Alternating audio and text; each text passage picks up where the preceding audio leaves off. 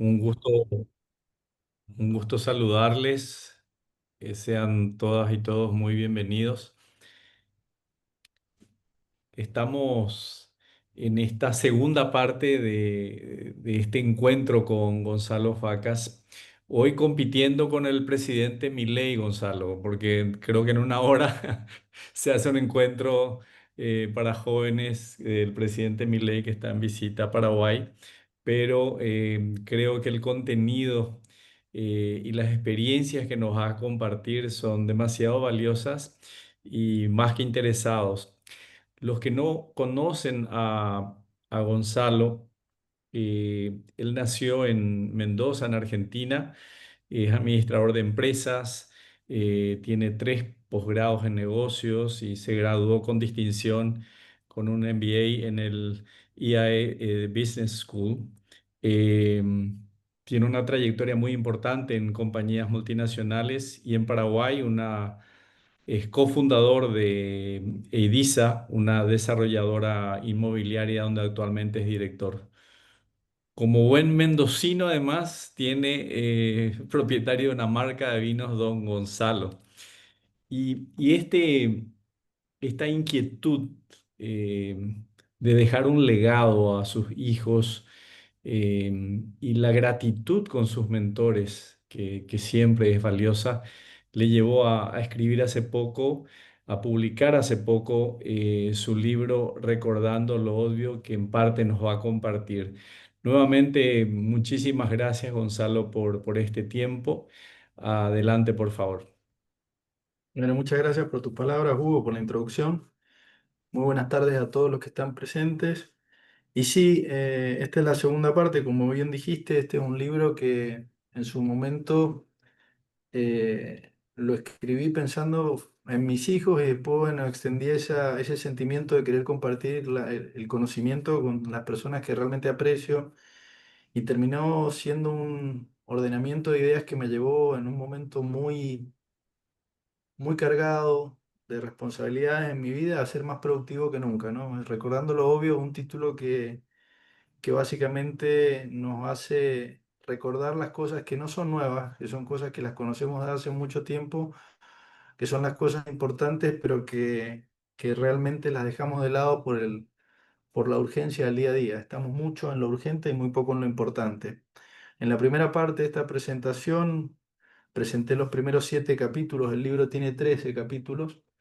Y hoy voy a comenzar por el número 8. Voy a comenzar la segunda parte desde el número 8.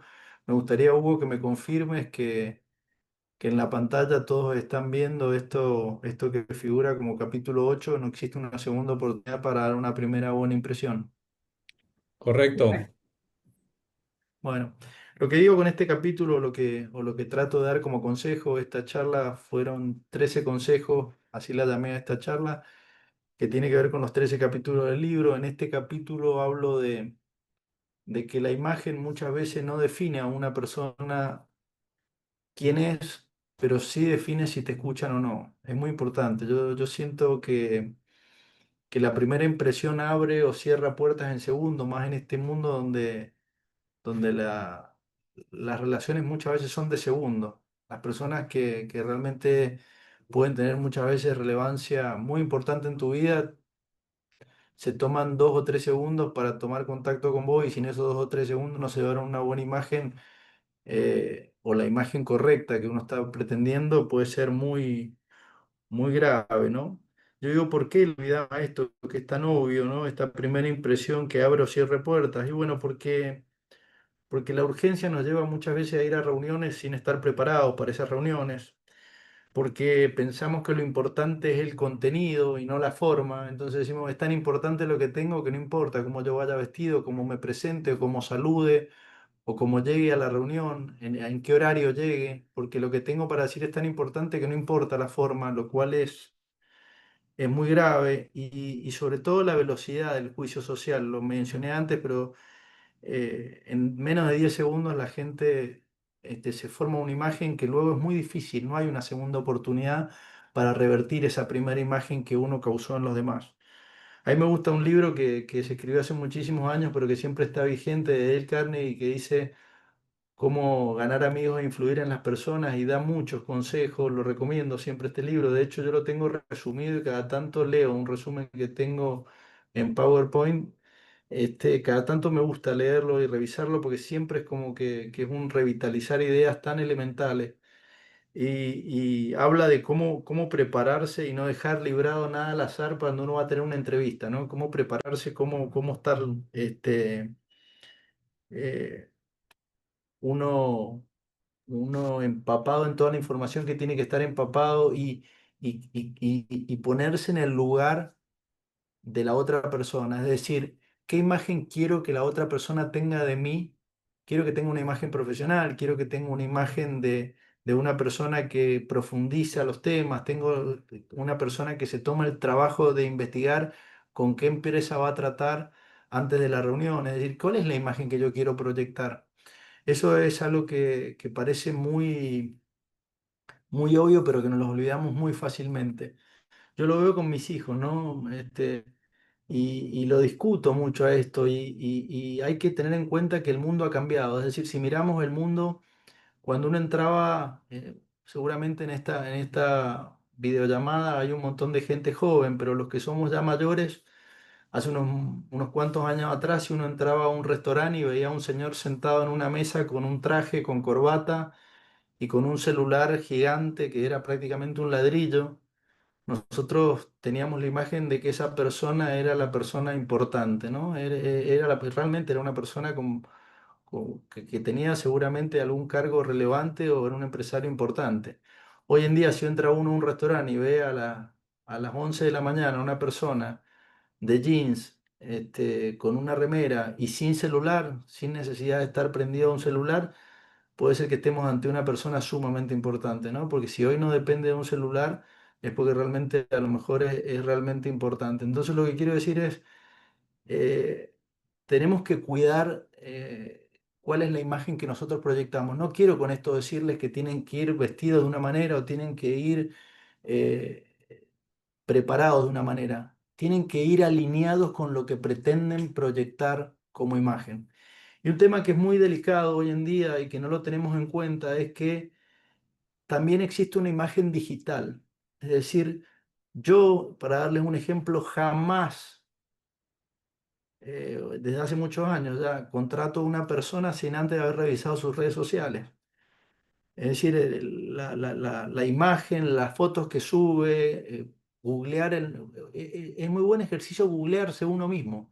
Es decir, yo cada tanto pongo Gonzalo Facas en Google y veo qué es lo que la gente ve cuando pone Gonzalo Facas en Google, porque estoy seguro que la gente que va a venir a reunirse conmigo lo hace.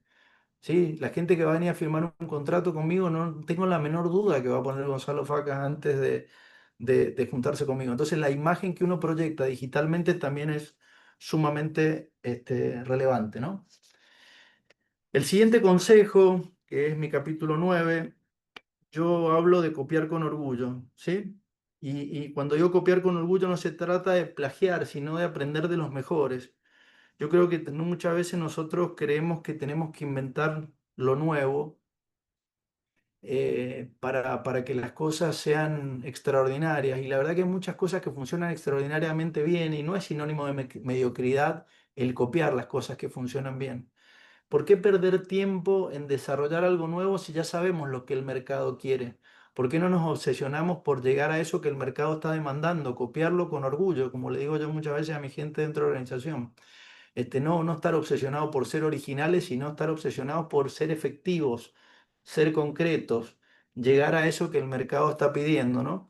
Desde chicos nos enseñan, ¿por qué no los olvidamos? Porque desde chicos nos enseñan que copiar está mal, es hacer trampa, pero la verdad que sí, plagiar y usar algo que está patentado, obviamente que está mal y es hacer trampa y es un delito, pero yo creo que hay muchas cosas que se pueden copiar, este, sin pasar por encima de los derechos de patentes, ¿no? O los derechos de autor. Es decir, yo creo que lo primero que uno tiene que hacer cuando quiere entrar a un negocio es decir quiénes son los mejores, ¿no? Hace un tiempito atrás viajé a Europa y me acuerdo que en el camino, en ese camino a España, en el celular, como nos pasa a todos, porque los algoritmos empiezan a relacionar todo lo que uno hace, me apareció una publicidad de una hamburguesería en España que se llama 100. 100 es 100, el número 100 en inglés.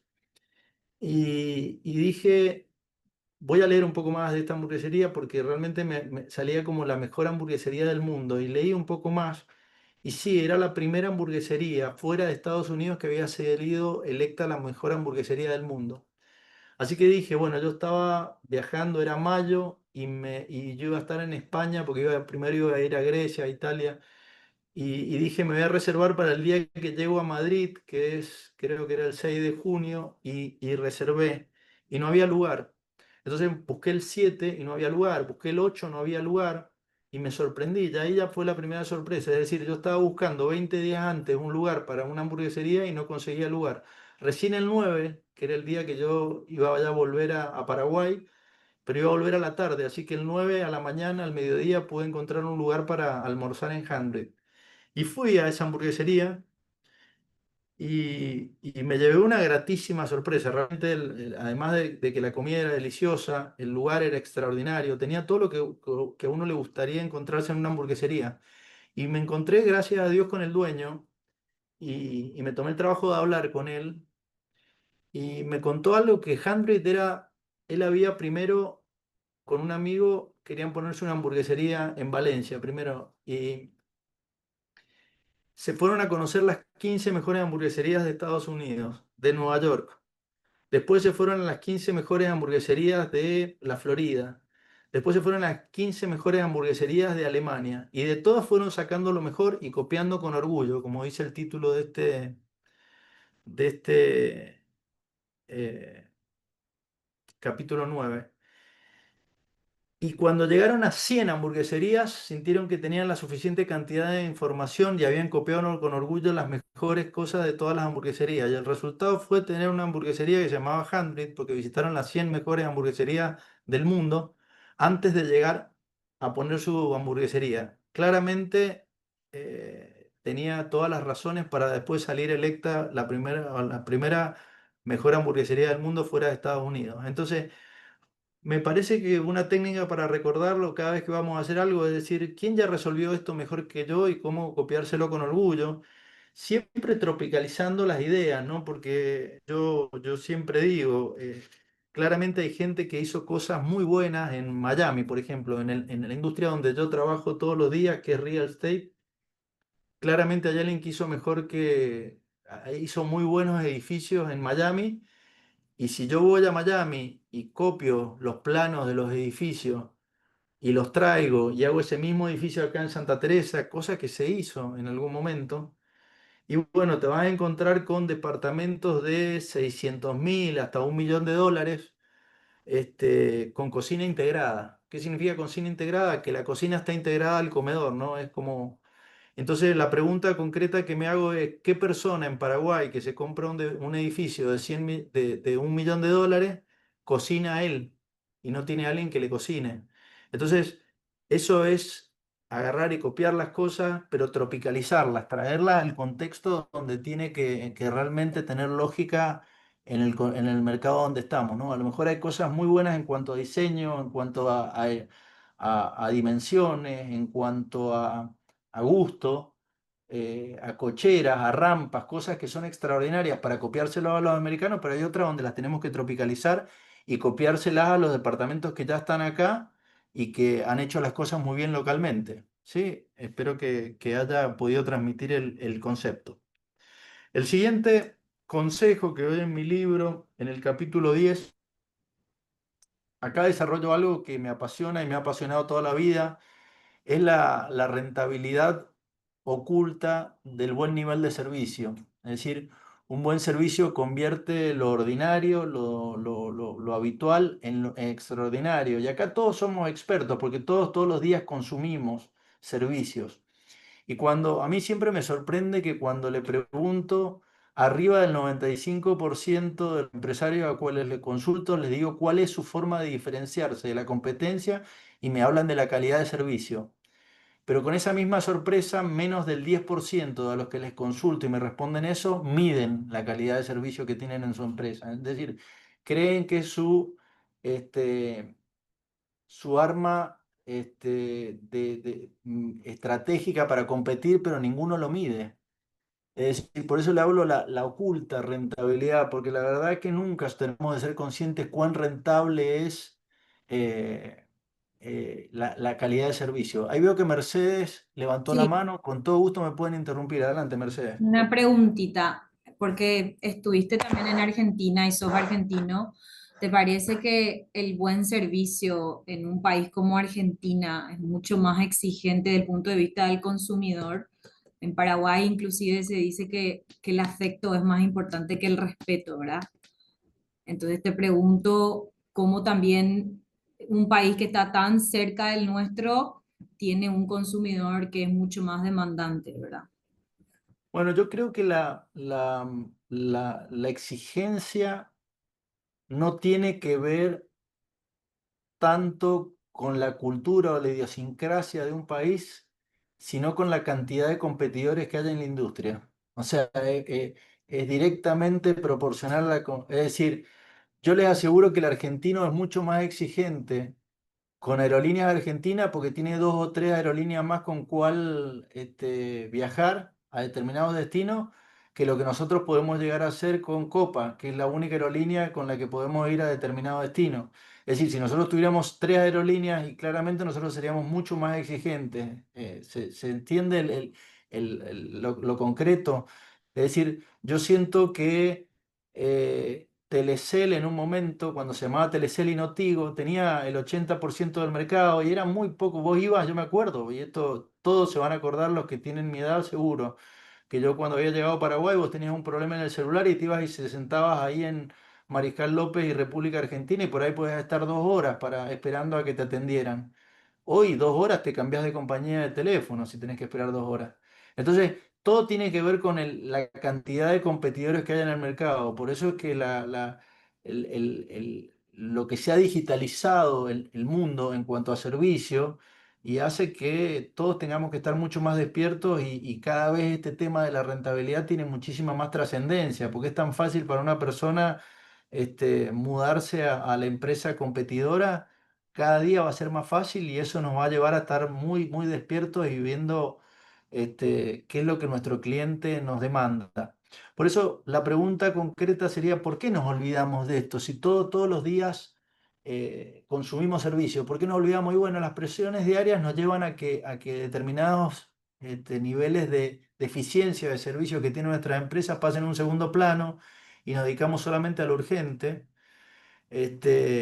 Creemos que mejorar el servicio implica grandes inversiones, cuando la verdad son pequeños detalles lo que es importante y, y nos olvidamos de lo grave que es la recomendación negativa de un cliente para la empresa, ¿no? Es algo catastrófico y no lo tenemos en cuenta. La cantidad de empresas importantísimas que han desaparecido en el mundo por no estar leyendo lo que el mercado. Yo siempre digo que hay que medir, hay que dar visibilidad, ¿sí?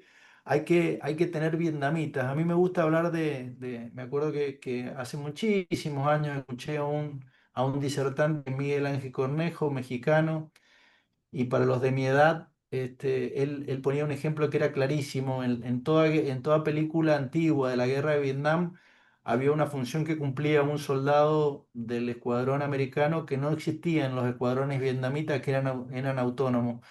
El escuadrón americano siempre llevaba un soldado que tenía en la espalda una radio gigante. En esa época no existían los celulares, sino que se comunicaban con una enorme radio y ese pobre soldado vivía esquivando balas y lo único que podía hacer era estar llamando y comunicándose con el comando central, con un general que estaba a 200 kilómetros tomando decisiones. Mientras que en el otro extremo tenía vietnamitas que estaban en la trinchera, que veían el terreno y que tomaban decisiones en función de...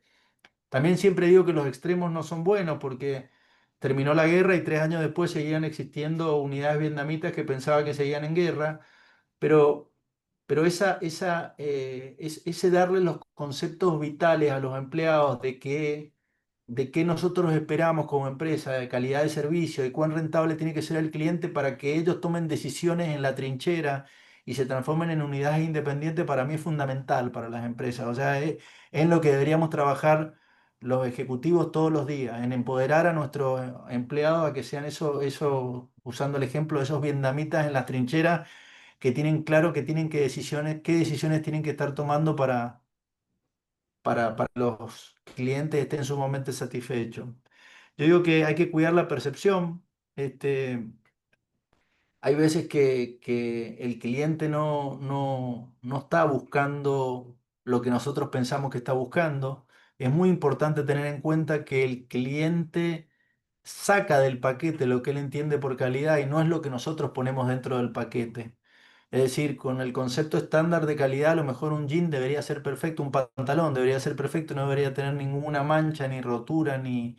Y la verdad que la persona está tratando de sacar un jean que simule estar gastado y que tenga un agujero y es lo que está hoy de moda. Entonces, la verdad que nosotros tenemos que interpretar qué es lo que el cliente nos está pidiendo y ser muy empático con lo que el mercado, usar muy claramente, como dije en unos capítulos anteriores, la proporción natural de la cara, escuchar el doble de lo que hablamos, ¿no?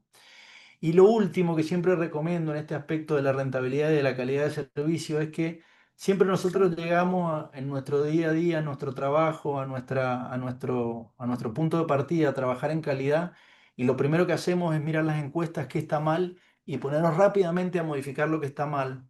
Cuando la verdad la lógica es primero reforzar y blindar lo que hacemos bien. Es decir, nosotros tenemos clientes por lo que hacemos bien, no por lo que hacemos mal.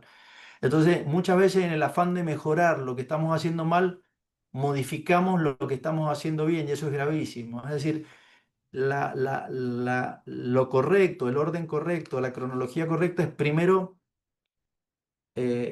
blindar y reforzar lo que hacemos bien para recién, teniendo muy claro lo que hacemos bien y no podemos dejar de hacer bien, ponernos a trabajar en lo que hacemos mal. ¿Sí? Eso sería lo que puedo transmitirles, así como un súper resumen de ese consejo de la oculta rentabilidad del buen servicio. El Tenemos capítulo un 11 comentario, hablo... un Sí, ratito, adelante, tenemos por un favor. comentario en el chat.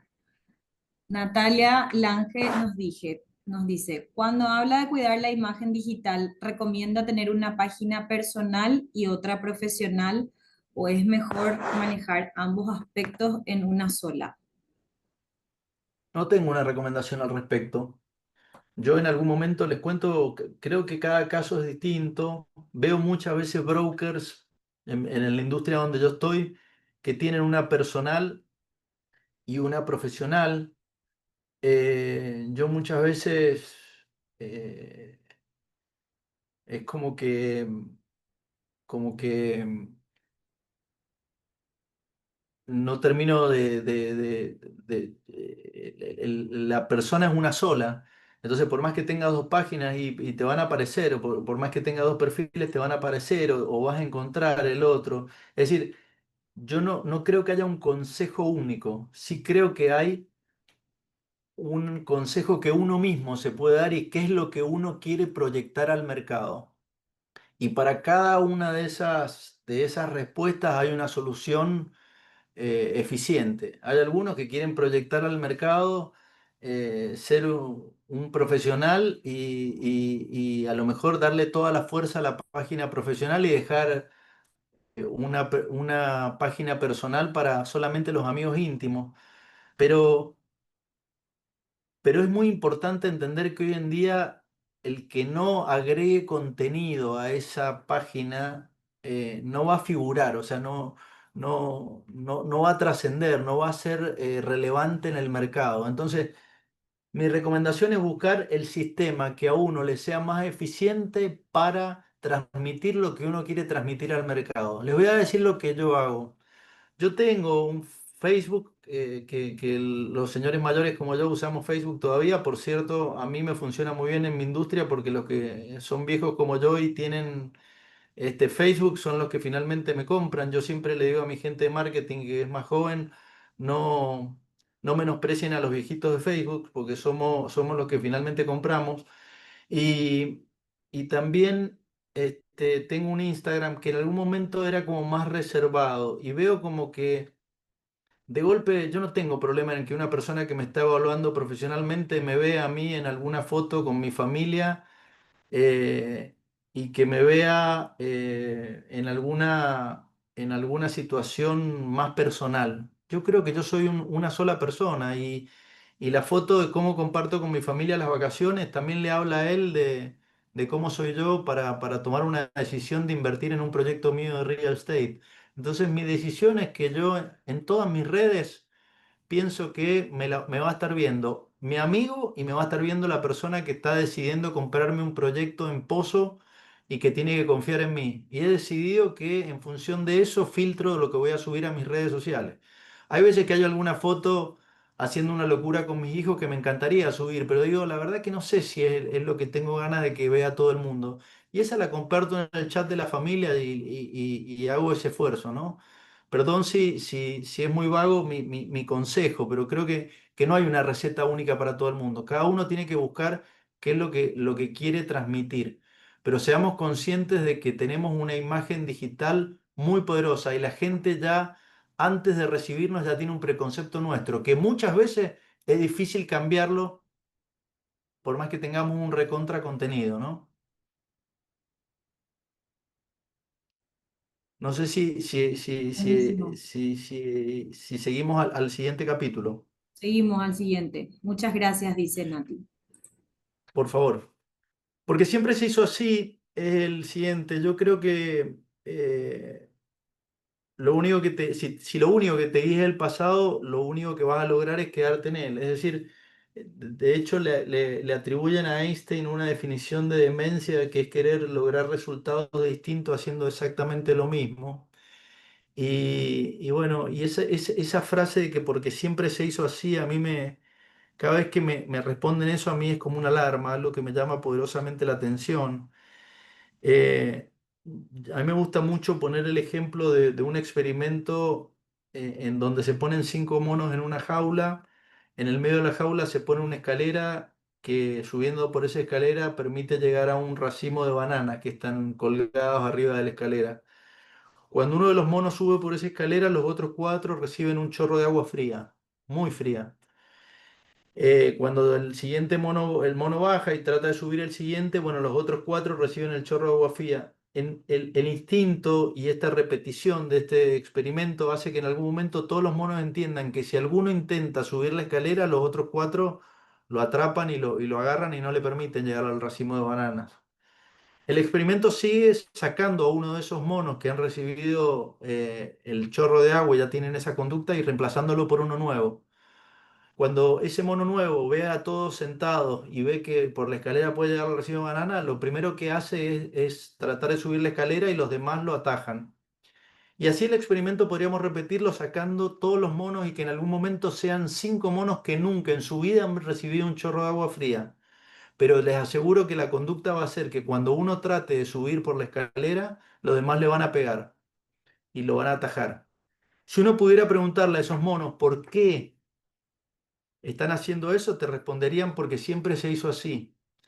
Y yo creo que eso es lo que muchas veces nos pasa en las organizaciones. Ese esfuerzo que requiere de nuestro cerebro romper con la rutina, ese esfuerzo que requiere de dejar de lado lo urgente para dedicarse a pensar en cómo poder hacer más eficientes procesos que son sumamente burocráticos, ese miedo a ese riesgo de exponer el error y de exponerse ante los demás, ese riesgo de ser demasiado curioso y ser el hincha de la organización, ese respeto mal entendido por las costumbres, es decir, que hay que respetar, porque acá siempre se firmó los cheques, los firmó el dueño de la empresa y hay que respetar, porque si no va a parecer como que le queremos sacar poder. Esas culturas que castigan la curiosidad son todas las razones por las cuales nos olvidamos de criticar y tener un espíritu crítico para mejorar las cosas, ¿sí?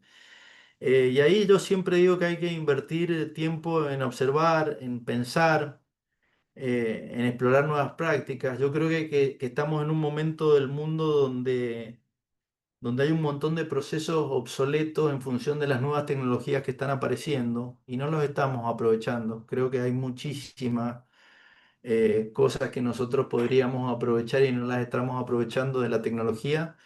Estamos en un momento del mundo donde cambia todo de la noche a la mañana. Como dice la frase, lo único permanente es el cambio. Y bueno, estamos con oportunidades enormes de cambiar de hacer las cosas porque siempre se hicieron así. Siempre tengo también esta situación de haberle dicho a un profesor mío en un posgrado que nos contó este ejemplo de los monos, que bueno, que los monos eran así, pero que los humanos éramos más críticos. Y me acuerdo que la siguiente clase me trajo un ejemplo, un video que les recomiendo, mirarlo en YouTube, lo van a encontrar, de un consultorio oftalmológico donde ponen a cuatro actores y va llegando la gente a la sala de espera del consultorio y en el consultorio cada un minuto hacen sonar un silbido y la gente que está en la sala de espera, estos cuatro actores se levantan, miran hacia los dos costados y se vuelven a sentar. Y la persona que no es de este grupo de actores se queda asombrada, pero a los pocos minutos empieza a adoptar la conducta de todos los demás para no hacer el ridículo, ¿sí? Y para no estar... Y llega un momento donde hay, como los monos, hay tres personas en la sala de espera que no están ninguno de los actores, pero cada vez que suena el silbido se paran y se vuelven a sentar. Entonces, yo lo que digo con esto es, y lo que me respondió en ese momento mi profesor es, nosotros creemos que los humanos somos muy superiores al resto de las 6.000 especies de mamíferos que hay en el planeta, pero somos muy mamíferos. Entonces, como que tenemos que ser muy críticos y preguntar en las organizaciones, ¿por qué estamos haciendo esta barrabasada que nos lleva tanto tiempo y es tan inútil, ¿no? Creo que ese espíritu no hay que perderlo nunca. El siguiente consejo es el valor Gonzalo, silencioso. una Sí, pregunta. sí, cómo no, perdón. ¿Qué le decís a un emprendedor o a un ejecutivo que está en una organización donde quiere cambiar las cosas, pero es un poco difícil por esto que decís, ¿verdad? De cómo los monos también, a medida que uno quiere subir, a veces pueden atacarte. O sea, el liderazgo siempre se pone a prueba en coyunturas así difíciles. ¿Qué podés recomendarle a una persona que se sienta así? Y lo que recomiendo es insistir, mostrar con cuentas y no con cuentos, sacar datos concretos, mostrar ejemplos de otras organizaciones, eh, insistir, no tener miedo, eh, eh, ser muy educado, tener mucho tacto, tratar de entender qué hay detrás de esa resistencia al cambio, ser empático con las personas que siguen haciendo las cosas como en el pasado. Y bueno, y finalmente si todo eso tuvo en cuenta todas esas cosas, presentó todos los números, eh, hizo absolutamente todo y no logra los cambios, le recomiendo cambiar de empresa. Y si es un emprendedor, no tendría por qué tener ningún problema, porque el emprendedor puede hacer los cambios todos los días. Pero si es una persona que está trabajando en una empresa en relación de dependencia y se tomó todo el trabajo, hizo todo el camino que acabo de describir, y sería muy bueno estar pensando en buscar un nuevo horizonte, ¿no? Porque yo creo que no es bueno trabajar en una empresa que si tiene ese espíritu va camino a desaparecer, ¿no? Y en el contexto de la empresa familiar, ¿cómo se Bueno, aplica? yo dije ser muy empático y entender qué hay detrás de ese. Muchas veces uno cree que es capricho, y no es capricho, es ganas de controlar, es resistencia al cambio por sensación de que pierdo poder. Es decir, hay que saber interpretar y saber leer qué hay detrás. Y siempre lo que recomiendo en las empresas familiares es tomarse el tiempo para tener las conversaciones incómodas en estos casos, ¿no? Es decir, como que todos quieren estar en las empresas familiares y llevar fantástico, pero para llevarse fantástico cada tanto eh, hay que tomarse el trabajo de ponerse rojo unos minutos. Yo siempre digo que es mejor ponerse rojo 5 minutos que amarillo de bronca toda la vida, ¿no? Entonces, tomarse ese tiempo para las conversaciones incómodas, de hacer planteos con educación, lo cortés no quita lo valiente, ir y decir las cosas como corresponden y a la hora que corresponden para entender qué hay detrás, porque muchas veces uno mide con su vara y no con la vara de la otra persona que se está resistiendo al cambio. Buenísimo. Gracias. El valor silencioso de la intuición. Yo siempre, cuando entrevisto a alguien, muchas veces contrato gente y le digo, mira, yo quiero trabajar con vos. Y la persona como que me miran con una cara de asombro como diciendo, pero si todavía no hemos hablado, pero de haber estado 5 minutos con esa persona, a mí me es más que suficiente. Yo creo mucho en esa primera intuición y como creo mucho en la intuición mía para comprar propiedades, ¿no? En el negocio donde yo estoy. No hay tiempo. Cuando aparece un terreno que es extraordinario en ubicación, en valor, y se dio la situación porque el dueño de la propiedad se quiere ir a vivir a Europa y lo quiere vender hoy, y no hay tiempo para ponerse a hacer análisis y para no, es hoy. Mañana ya va a haber 3 o 4 personas que se ven alertados y van a estar comprando porque vieron que era una oportunidad. En determinados momentos uno tiene que confiar mucho en su intuición y no es ser kamikaze.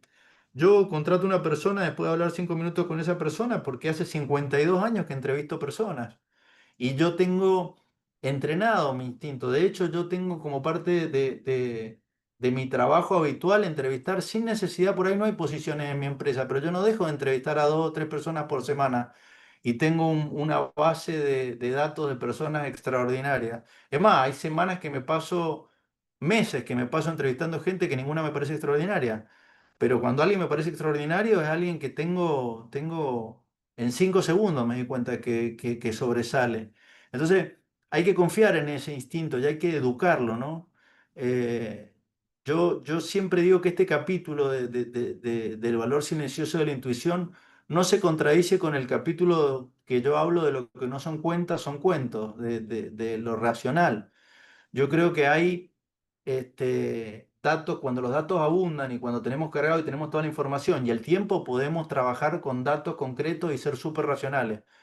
Cuando faltan datos y cuando son decisiones que hay que tomar de manera y hay que confiar mucho en la intuición y hay que entrenarla.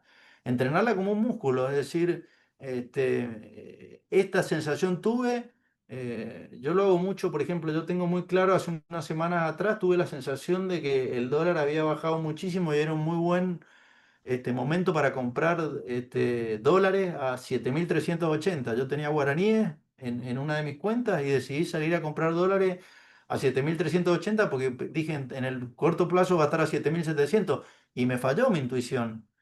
Y tengo 52 años mirando Pero claro, hay un montón de señales. Entonces, ¿qué es lo que hay que hacer? Y me olvido para que no me amargue. No, no me olvido.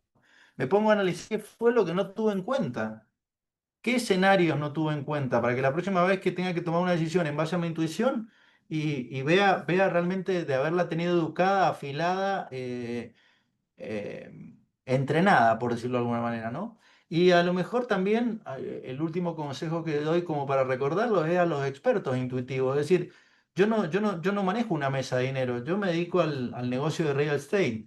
Pero no hubiera sido malo en ese momento antes de tomar una decisión de comprar a 7.380 haber llamado a 2 o 3 amigos que manejen una mesa de dinero o algún amigo que sea gerente de un banco o que estén en un negocio de importaciones, exportaciones, que estén mucho más relacionados con casas de cambio, con las divisas, con el mundo, sea su día a día. Haber aprovechado la intuición de alguien que realmente está todo el día en eso.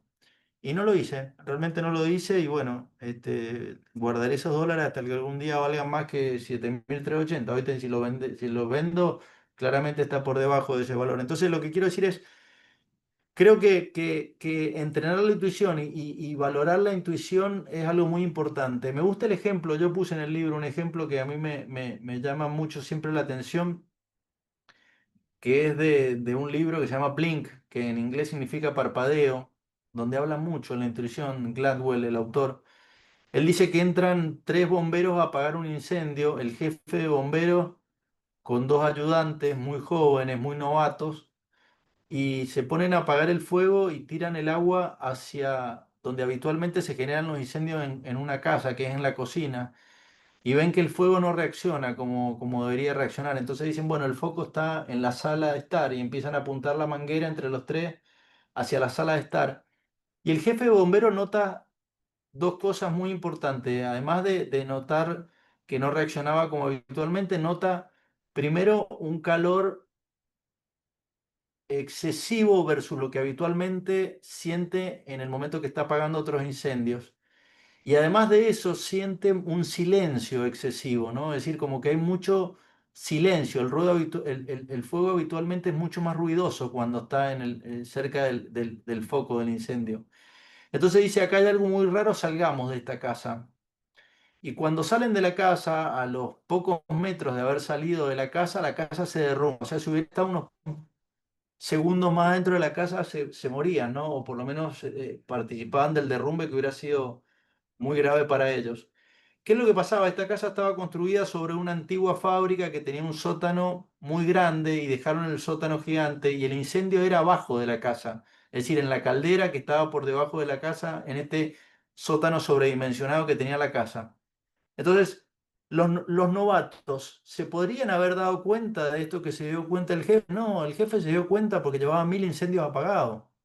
Los novatos no se dieron cuenta que no hacía el ruido habitual, que hacía un calor desproporcionado. Entonces, lo que yo quiero decir es, seamos conscientes que hay jefes de bomberos para cada una de las decisiones que tomamos. Si nosotros no tenemos afilada esa intuición, podemos recurrir a alguien que lo tenga afilado si no tenemos el tiempo necesario para tomar la decisión y hacer uso de esa intuición que es tan valiosa. Como yo siempre digo, yo llevo 52 años entrevistando gente. A los 5 minutos de hablar con una persona, ya me di cuenta si esa persona puede sumar muchísimo en mi equipo. Y hablando de sumar experiencia o de intuición, le doy el espacio por si alguien quiere hacer alguna pregunta antes de pasar al último consejo. ¿Te parece que en el tema de la intuición las mujeres también aportan mucho eh, con su visión en la mesa cuando hay que tener como una mirada más 360? Se dice mucho que el sexto Sí, sentido de la mujer es la intuición, ¿verdad? sí, yo valoro mucho todas las miradas. La pluralidad de opiniones es muy valiosa siempre antes de tomar una decisión. Sobre todo porque, no sé cómo decirlo, es como que las mujeres prestan atención a cosas que los hombres no prestamos y viceversa, ¿no? Es decir, a ver, voy a ponerles un ejemplo muy concreto. Cuando tu señora te dice que está con un atraso, vos empezás a ver embarazadas por todos lados. Prendés el televisor y ves una publicidad de pañales y te das vuelta y te llama un amigo que te dice que está esperando un bebé. Así como que empezás a ver bebé por todos lados. Y yo siento que las mujeres prestan atención a ciertas cosas que los hombres no prestamos atención y entonces la pluralidad de opiniones es muy valiosa a la hora de tomar una decisión. No siento que las mujeres, no me gusta decir que la mujer es más intuitiva que el hombre, me gusta decir que la mujer es más intuitiva para cosas que el hombre no le presta atención y el hombre es más intuitivo. Es decir, si me voy a comprar un auto y no sé, creo que voy a confiar más en mi amigo que es apasionado por los autos y que está todo el día observando eso, que en mi prima que nunca en su vida ha prestado atención a qué auto se sube. ¿Sí? Entonces, a mí no me gusta encasillar en hombres, mujeres, me gusta encasillar en pluralidad de opiniones. Genial, qué buena perspectiva. Bueno, por último, el último consejo es el efecto acumulación y para mí lo puse como último, pero no por eso es el menos importante, yo creo que es el más importante. Es decir, yo no creo que el éxito sea un golpe de suerte, sino que es una paliza de disciplina, es una constancia de todos los días. Hoy las redes sociales y el mundo en el que vivimos nos muestran muchísimos casos de éxitos de golpe y creemos que esa es la regla y la verdad que son las excepciones. Yo siempre pongo como ejemplo que en algún momento de mi vida me sentí un neandertal en las reuniones de marketing y tomé la decisión de irme a hacer un curso a Estados Unidos, en una de las mejores universidades de Estados Unidos, un curso de marketing digital. Y cuando llegué, mis profesores eran chicos que todavía no se recibían y tenían veintitantos años. Eran los expertos en redes sociales y manejaban cosas que ni siquiera los profesores más experimentados de marketing de Harvard los manejaban. Pero claro, mis hijos ven eso y piensan que esa es la regla y esa es la excepción. Era para un curso de marketing digital y, y para 2 o 3 módulos. El resto de los módulos los dieron los profesores que llevan años analizando el mercado y que tenían la trayectoria que tenían que tener, ¿no? Entonces, Es como que hoy vivimos en un mundo donde nos presentan las excepciones todos los días y lo que vemos en redes es la excepción. Vemos el momento, uno está en una cena y la cena duró 2 horas, pero hubo 5 minutos de la cena en total que fueron una carcajada y lo que sale en la foto es la carcajada, la risa, el momento espectacular. El resto de la cena fue normal. Y nosotros siempre estamos posteando la excepción, ¿no? O viviendo de la... Y sumamos y subestimamos ese efecto que tiene el hacer todos los días un poquito de algo. Es decir, yo me pongo a estudiar, soy estudiante y digo, no, dentro de 20 minutos tengo un evento familiar, ¿qué me voy a poner a estudiar 20 minutos si dentro de 20 minutos tengo que salir con mis padres al evento familiar? Voy a estudiar cuando tenga tiempo suficiente como para prolongar el estudio. Y si uno suma todos los 20 minutos de la semana y del mes, no saben la cantidad de tiempo que significa el sumar cada uno de esos 20 minutos. Lo mismo para hacer gimnasia. Hoy tengo solamente 30 minutos, no voy a hacer nada porque tengo 30 minutos. No, si vos en esos 30 minutos te subís, haces extensiones, flexiones y haces 25 minutos, después te pegas un baño y estás listo para lo que tenías que hacer. Y si sumás todos esos 25 minutos al final del año, es un cambio radical en tu físico, algo muy concreto que se puede ver. Entonces, un pequeño avance hoy es mejor que nada. Eso es lo que muchas veces yo trato de transmitirle a mis hijos y trato de transmitir a la gente que trabaja conmigo. ¿Querés que veamos esto mañana? Porque en 20 minutos tenés una videollamada. No, tenemos 20 minutos para avanzar. Si sumamos todos los 20 minutos de, de, de los previos a las videoconferencias, son un montón de tiempo.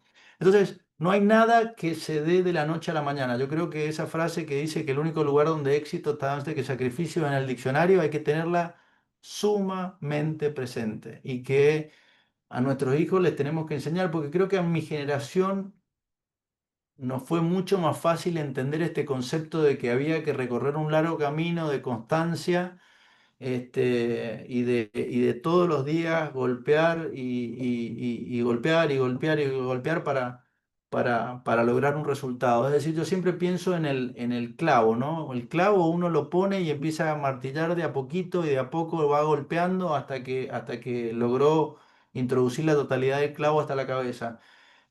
Nosotros pensamos que vivimos en un mundo donde de un solo golpe tiene que entrar el clavo de manera recta, espectacular, y eso no es así, eso es una excepción. La regla es el ser constante y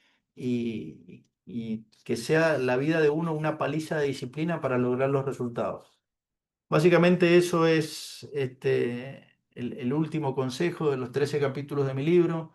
En el libro doy muchos ejemplos, le estoy poniendo algunos de los ejemplos que doy, pero básicamente vuelvo a reiterar lo que dije al principio. Mi libro es recordar lo obvio, ¿sí? Cosas que no son nuevas, que las tenemos muy claras, pero que no nos detenemos a reflexionar. Y por eso hasta para mí fue una sorpresa el que en el momento más cargado, laboralmente hablando de mi vida, fui sumamente productivo al ponerme a escribir el libro, ¿no? Porque el ponerme a escribir el libro me hizo ordenar mis ideas, me hizo pensar en profundidad y me hizo poner en práctica ciertas cosas que, ojo, les reitero, esto no lo digo desde un pedestal de que ya descubrí cómo hay que ser y tengo todo resuelto. Yo cada tanto este, reviso estos temas y me viene muy bien el abrir de nuevo el libro y revisar ciertas cosas porque con una facilidad increíble se nos olvidan. Buenísimo. Podemos recibir preguntas y comentarios si es que alguien tiene. Y si Con les todo parece, gusto. si les parece, vamos activando las cámaras a ver si nos sacamos una foto final. Yo tengo una pregunta. Ay, Rodrigo Adelante, Hugo. tiene una pregunta también. Adelante, Rodrigo. ¿Qué tal, Gonzalo? Ahí te pregunto una cosita. ¿Qué, lo último que dijiste fue que cuando estabas más, el momento en el que tenías más cosas dentro de tu vida, fuiste más productivo. hay algunos que dicen que hay veces que hay que como que tirarse primero a esto, a ponerse de alguna manera la soga al cuello o ponerse en esa situación de mayor compromiso como para también forzarse a hacer la cosa. Como que esto de ponerse en la situación más difícil para poder avanzar. ¿Era eso lo que quisiste decir o cómo interpretas esto de que fuiste más productivo cuando tenías más responsabilidades? No, lo que digo es que cuando le digo a la gente que me puse a escribir un libro, la gente que me conoce y sabe la carga que tengo en mi día a día, en mi agenda, piensa que es ciencia ficción, que me pongo a escribir un libro cuando no tengo tiempo muchas veces de almorzar. Pero a mí al revés, el haberme puesto a escribir el libro me hizo ordenarme y me hizo dedicarme mucho a lo importante y no a lo urgente. Por eso digo que fue lo más productivo. Han sido meses, al escribir el libro, han sido meses que he sido extremadamente productivo y mi empresa le ha ido mejor que nunca en función de haber estado dedicado a lo importante y no a lo urgente. Y con respecto a lo que vos me decís, te puedo decir dos cosas. Se me vienen dos cosas a la cabeza que me parecen relevantes. La primera es que si uno está parado, si uno está parado, está equilibrado. Cómo uno avanza y uno tira el cuerpo para adelante y si no pone la pierna, se cae, ¿no es cierto? Entonces, cómo uno tiene que avanzar en la vida y desequilibrándose. Entonces, si vos estás esperando tener todo ordenado en tu vida como para avanzar, y olvídate, nunca vas a avanzar, vas a ser una persona parada en el mismo lugar. Y lo segundo es que cuánta presión ponerle. Y bueno, la curva de la presión es muy interesante, la presión del estrés, ¿no es cierto? ¿Cuánto estrés ponerle a tu vida? Ya que hablaste de una soga al cuello. Yo siempre, a mí me gusta hacer un eje vertical de productividad y un eje horizontal de estrés. A medida que aumente el estrés, va aumentando la productividad hasta un determinado punto donde si le pongo más estrés empieza a decaer mi productividad. Entonces, hay que buscar ese punto donde tengamos la suficiente cantidad de estrés, es decir, nos hemos desequilibrado lo suficiente para hacer lo máximo de productivo que queremos, sin llegar al punto donde el estrés es tal que somos improductivos, ¿no? Perdón, ¿no? Buenísimo, Traté de sí, dar dos ejemplos gráficos para responderte de la manera más completa posible tu pregunta. súper, muchísimas gracias. Gracias, Rodri. Vos estás desde Estados Unidos. Así es, Wow, audiencia ¿Qué hace Rodrigo en internacional. Estados Unidos? emprendiendo. Bueno, contanos Ando, después, sí. mandanos el link, porque somos Después quizás te escribo, sí, potenciales sí, sí, clientes. ya está, sin problema. Bueno, bueno, Contate ahora, señores, tienes que aprovechar.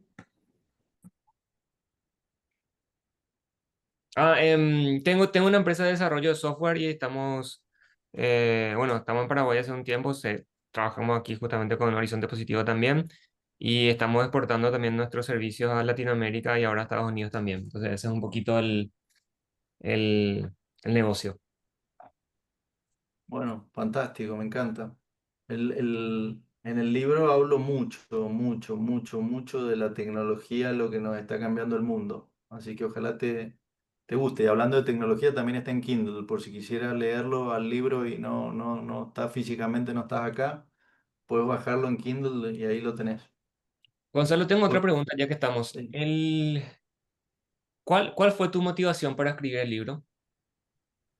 Esto que mencioné al último, la sensación de que para mi generación fue mucho más fácil interpretar ciertos conceptos de levantarse temprano, de, de ser profesional en cada cosa que uno hace.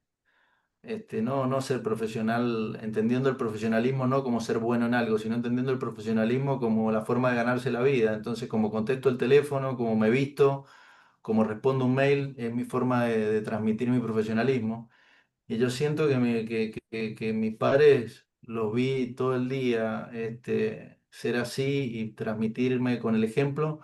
Nosotros estamos en un mundo donde estamos con nuestros hijos, pero están en el teléfono. O sea, el cuerpo está ahí, pero la cabeza de nuestro hijo está en otro lado.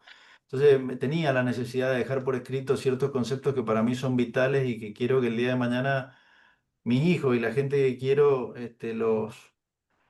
los tenga. Y además también hubo Hay una frase hace tiempo que tengo dando vueltas en mi cabeza que es un discurso de Mandela. Mandela dice que, dijo en ese discurso en el año 94 que nuestro miedo más profundo no es ser inadecuado, sino es brillar, ¿no? Tenemos miedo de ser, de brillar, o sea, no de ser inadecuado o de no ser los correctos para determinada cosa. A la gente le da mucho miedo.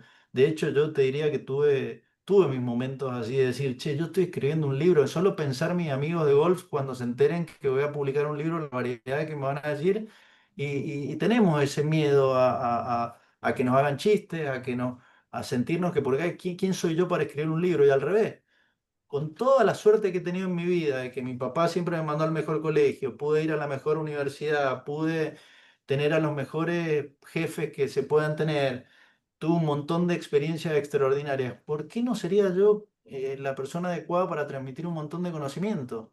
¿Por qué me los voy a quedar yo? ¿Por qué? Entonces, eh, eh, me puse de a poco a ordenar las ideas, la compartí, eso es importante, las compartí porque no me tiene que gustar a mí, volvemos a lo mismo de antes, al que le tiene que gustar es al mercado, ¿no? Como con mi vino, que lo mencionó Hugo al principio. Yo siempre todos los años voy y pruebo la cosecha y digo, este vino me gusta, este no", y la verdad es que no me tiene que gustar a mí, le tiene que gustar a quienes son mi mercado. Lo coherente es mandarlo a la gente que más me consume mi vino y que me digan, este corte te gusta o no te gusta, ¿no?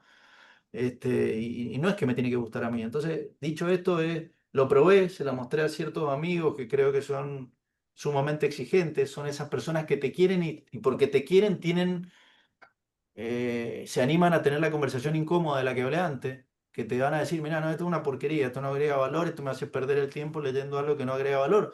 Entonces lo mostré a gente que realmente sentí que lee mucho, que intelectualmente me merecía un respeto y dije, ¿esto agrega o no agrega valor? Bueno, sí, esa gente me dio muy buen feedback y eso me motivó a escribirlo.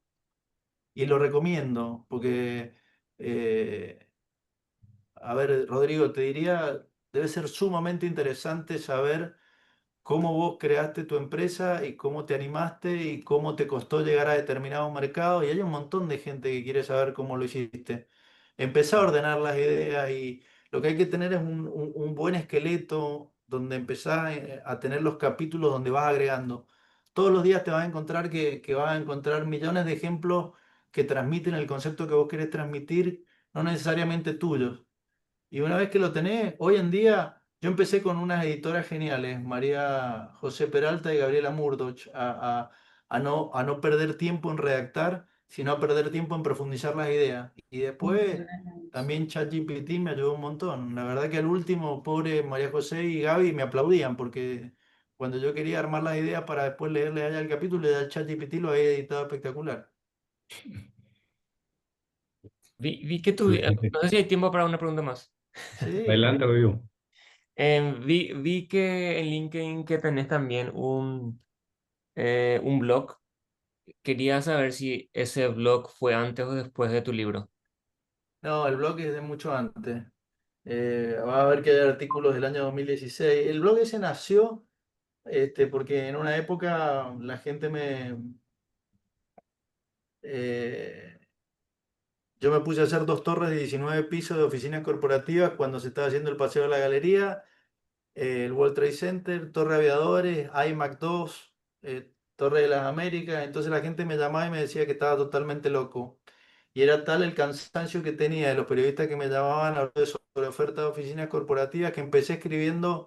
¿Existe sobre oferta de oficinas corporativas? Bueno, mi respuesta es que no, y lo quise dejar escrito, cosa que después, hoy, el 2025, cuando tengo no una ni dos, sino cuatro torres corporativas 100% ocupadas y con un muy buen nivel de lista de espera para cada vez que se desocupa algo, me encanta decir, mira, yo en el 2016 te lo dije, como también te puedo decir que escribí sobre cosas que metí la pata grande, no es que todo me haya salido bien.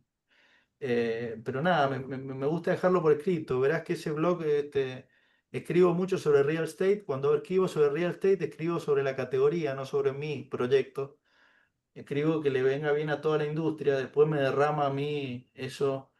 Hay algunas reflexiones personales que también me gusta dejar asentado. Este fin de semana escribí sobre cómo me motivó a escribir este fin de semana el que veo que todas las mañanas, desde hace muchos años, mi hijo ya está en el último año del colegio americano, la cantidad de padres que llevan a los chicos al colegio más caro de Asunción y los dejan a la mitad de la calle, trabando el tráfico, cruzan en rojo, van por la izquierda para doblar a la derecha. Entonces digo, estás llevando a tu hijo al colegio más caro, pero vos con el ejemplo estás haciendo todo lo contrario a lo que querés, que se eduque.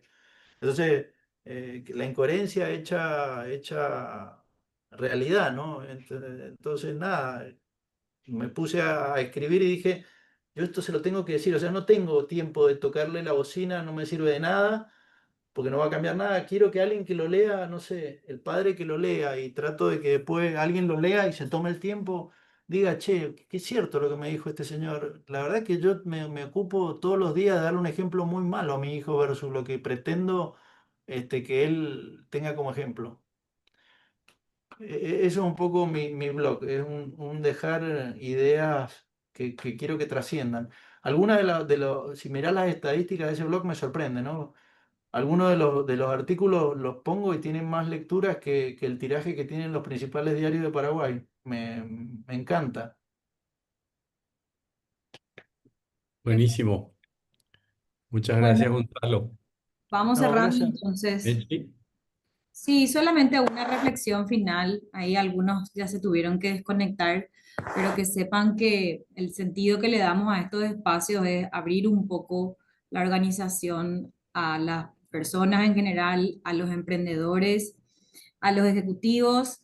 Nosotros en Horizonte Positivo, la mirada de nuestro consejo directivo justamente es apoyar a los emprendimientos, sobre todo desde el desarrollo personal de las personas que están detrás de esos emprendimientos. Entonces, por eso es que reflexionamos un poco sobre estas cuestiones que son más soft, pero que estamos convencidos de que hacen la diferencia. Así que eso quería agregar y bueno, adelante Hugo para cerrar. Sí, agradecerle muchísimo a Gonzalo de compartir sus experiencias, sus aprendizajes. Realmente para mí es un placer. Y agradecerle a todos los que han participado. Como dijo Mechi, esto es lo que nos motiva en Horizonte, conectarnos con emprendedores jóvenes especialmente, pero toda persona que quiera desarrollarse y por favor estén atentos a los próximos eventos que estamos programando. Va a ser un gusto compartir de nuevo. Gonzalo, felicitaciones, excelente, muchísimas gracias. Muy buenas tardes para todas y para todos. Un abrazo a todos, Gracias, un gusto. Realmente un placer, que estén muy bien. gracias Nati por sumarte.